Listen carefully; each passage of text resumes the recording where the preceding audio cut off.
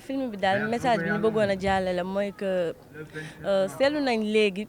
nit ñi ni ñuy jouer théâtre ak bu njëkk ba tey bokkul bu njëkk ba da nga daan gis théâtre yoo xamante ne da ngay toog di reetaan mën a toog ak say njaboot yëpp seetaan ko mais léegi théâtre yi li ñu ciy wax doo mën a toog sax ak say parents yow mii di xale pour mën kaa toog di seetaan ndax da nga ciy dégg ay mots yoo xamante ne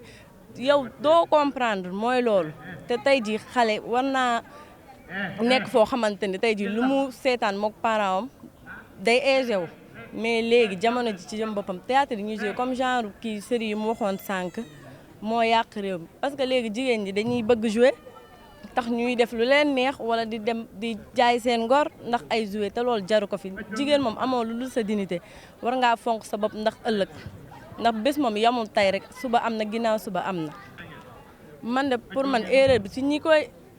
ñi koy bind la parce que tey ji yaakaar naa ne sooy demee bay bind wala da ngay réaliser théâtre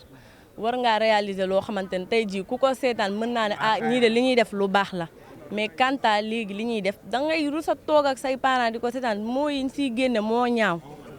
façon moo yu nekk nga siy dégg ok